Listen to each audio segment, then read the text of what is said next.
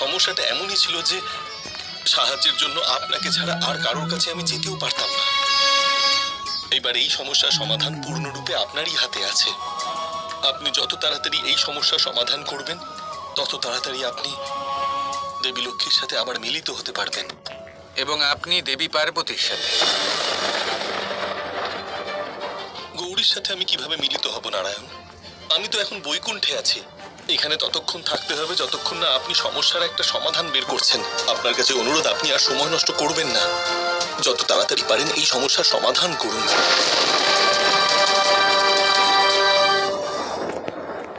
আমার আরাধ্য যতটা নিরীহ, ওনার এই ক্রোধ ততটাই সারল্যে ভরা। এতক্ষণেও বুঝতে পারলেন না, সাহায্যের দ্বারাই মহাদেবের এই সমস্যার সমাধান করতে চলেছি।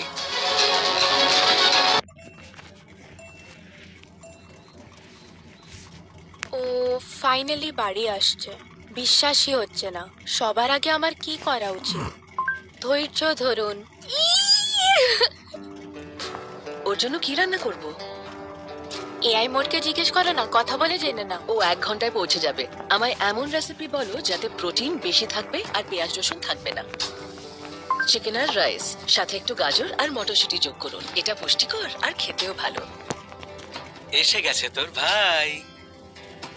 কতটা খাবার দেওয়া উচিত একটা 4 কিলো। 4 কিলোর পাপিকে? মোট 105 থেকে 260 গ্রাম সারাদিনে 4-5 বারে ভাগ করে খেতে দিন।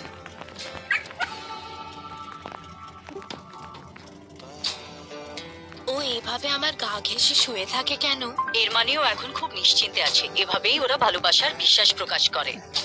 গুগল সার্চে নতুন এআই মোড।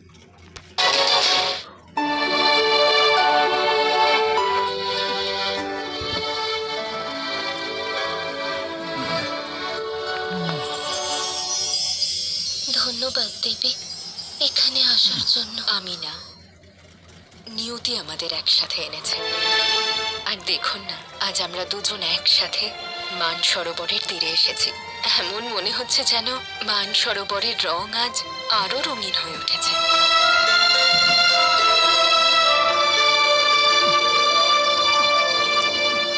দেবী, আপনি নারায়ণের কথা নিয়ে এখনো চিন্তা করছেন? নারায়ণ যখন এখানে পাঠিয়েছেন, কিছু না কিছু ভেবেই পাঠিয়েছেন, কিন্তু কারণটা কি সেটা কিছুতেই বুঝতে পারছি না। মান সরোবরের জলে স্নান করলে মন শান্ত হয়, সমস্যার সমাধান পাওয়া যায়। হয়তো এ কথা ভেবেই নারায়ণ আপনাকে এই স্থান হয়ে ব্রহ্মলোকে যেতে বলেছেন। হয়তো আপনি মান সরোবর